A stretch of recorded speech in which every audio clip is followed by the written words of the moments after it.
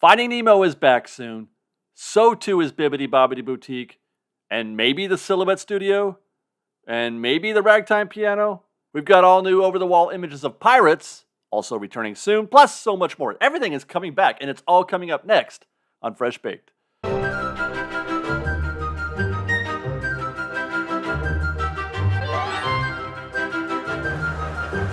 Hi guys, David here with Fresh Baked, and I'm sure you've heard by now that Disney has confirmed that the Finding Nemo Subs will be returning on July 25th. But I can't call this a proper construction update without talking about it a little bit. And I have to say that I am more than a little bit excited. I was in the park yesterday and I was able to put my eyes on that clear blue water for the first time in, what has it been, a couple years? Has it been that long? A couple years? Those walls had become part of the permanent landscape in Tomorrowland. So even though the actual attraction isn't opening until July 25th, it felt like an opening day for me today, because really we're all here. I'm here for this view, not necessarily the attraction, but this view. So it was so great to be there. Watching those subs go by, it was amazing to me. I didn't want to leave. I kept trying to find reasons to say, shots to get. Like this one that features the seagulls, who are back and yelling at everybody.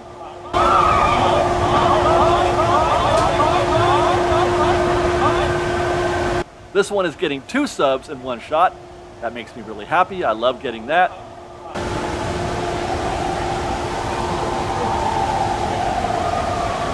Here's a shot of a sub going into the dark ride portion. No waterfall today, so we got kind of a peek into, the tunnel or whatever.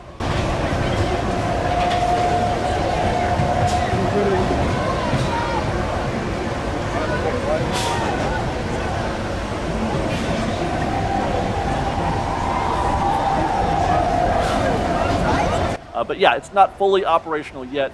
We still got a few weeks before we get there. Here's a shot of a sub passing in front of Hank.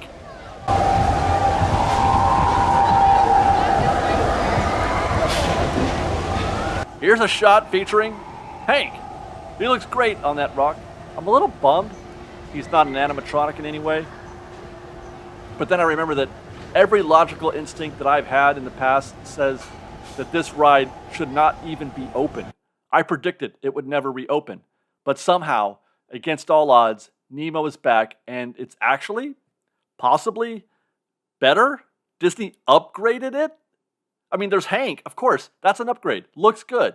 But it sounds like they've also added more coral, new paint, fresh kelp and seaweed, as well as enhanced special effects and lighting, which we're going to get to see, hopefully, be visible on our next ride-through, our first ride-through.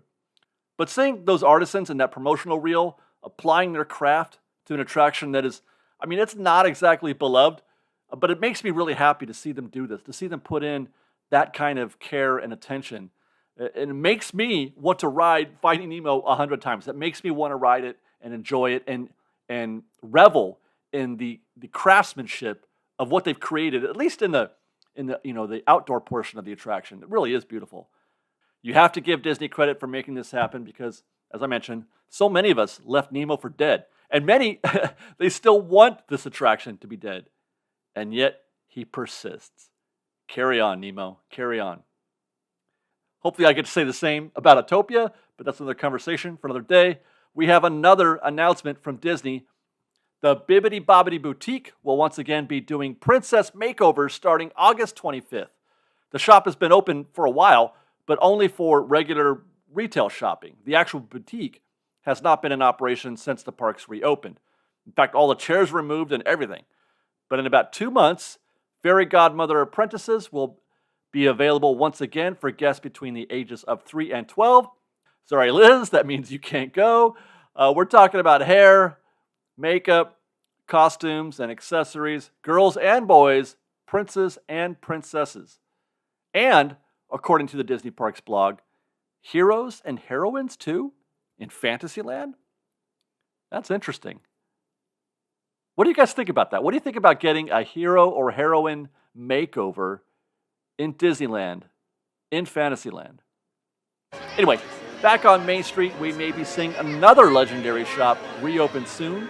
Maybe. This was posted recently on Indeed, and probably in a few other places, I'm sure.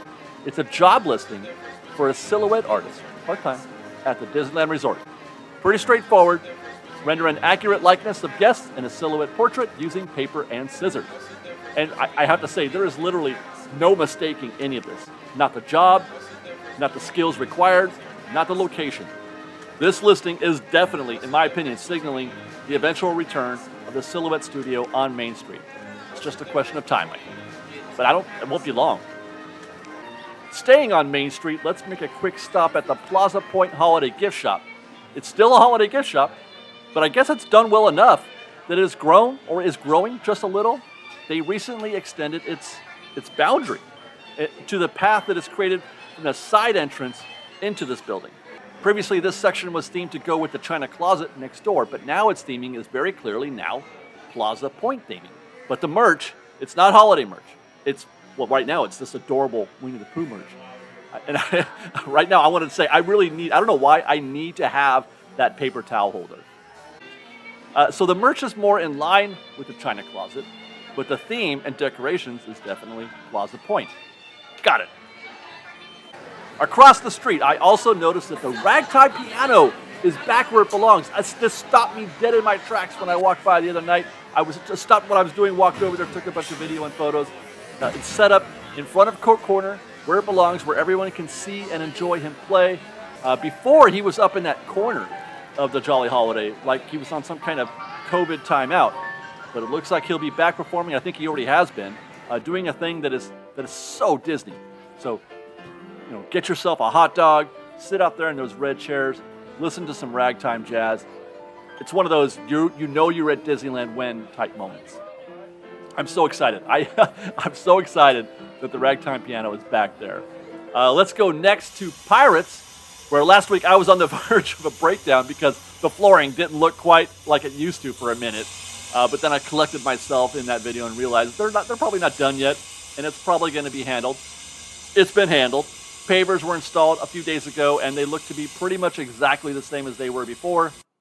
So not only has Disney restored the Pirates queue to its former state, but it's newer. That shot was courtesy of Art Euro. Here's another from Mick Gunner giving us a very nice view of the queue from Tarzan's Treehouse. I'm wondering if those green markings on the ground are for additional queue. They're in about the correct configuration for stanchions and chains, but those are pretty versatile. They can be rearranged, where these markings suggest something permanent to me.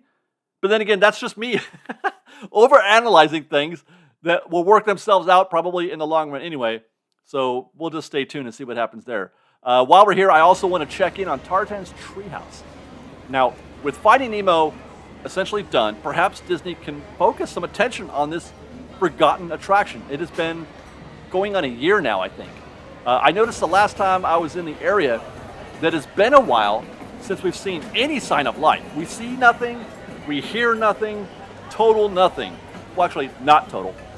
They did manage to patch up the hole in the scrim that covers the treehouse. But this has gone nowhere for a long time, even after the rumored change to the tree's theme. But now that Nemo is done, maybe we can finally start seeing some real action here? God, I hope so. I want to hear people working in there. I want to see something. I want to hear from Disney. It's been a year. Let's go. Next is Avengers Campus, where some new walls popped up along the path between Hollywood Land and Avengers Campus. Not at all exciting, but this is kind of interesting and maybe a little thought-provoking. Since Avengers Campus opened, they've used this exterior queue area for the still vacant Hyperion Theater as seating. Very much needed. I eat almost all of my meals at Avengers Campus here because it's very difficult to find a place to sit in Avengers Campus. But they recently put these yellow and black walls up. Well, walls? No. Dividers? I'm not sure. It's so curious for a few reasons. First, don't we need that seating? They didn't add any additional seats back in Avengers Campus proper. In fact, those tables that were over by headquarters that we thought was going to be additional seating, well, they were, but those have been removed also recently. So I'm not sure what's going on there. Also, why the space between the walls? it's almost as if they're not sure if they want us to go back there or not. Maybe they do, maybe they don't. I did. I went back there, and there is definitely no place to sit. So if we can't sit there, even though we do need the seating options at Avengers Campus, why did they do this? And if it's for the reasons you're thinking, and I'm going to assume I'm thinking what you're thinking, that they're up to something with the Hyperion, then why not build a proper wall? It's a Disneyland construction mystery. Our favorite, yes! Okay, we'll go to Downtown Disney next. Stay tuned to Fresh Bake. We're going to be going back to that walls. We're going back to those walls, and I'm going to see if they start working on anything back there. Stay tuned. We're going to go to Downtown Disney next, where I got a tip that construction is set to begin in July for the updates to Ralph Brennan's Jazz Kitchen.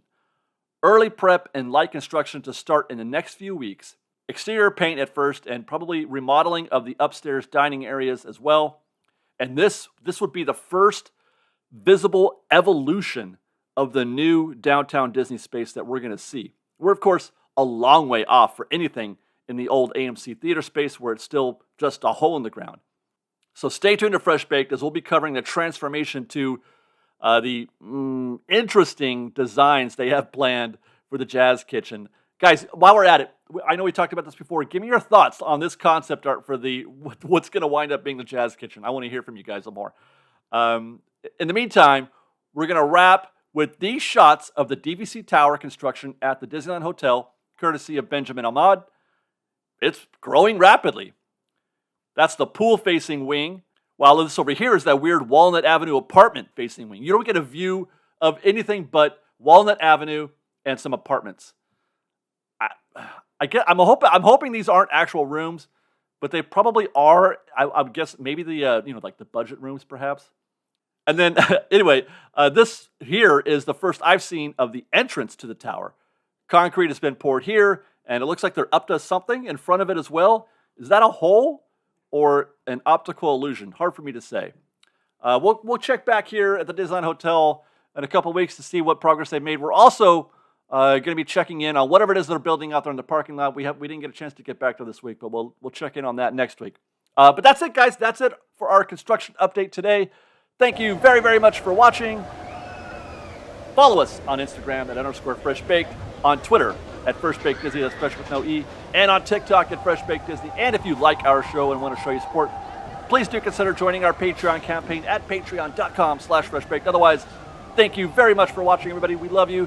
Be safe out there. Be kind to one another. And Fresh Baked.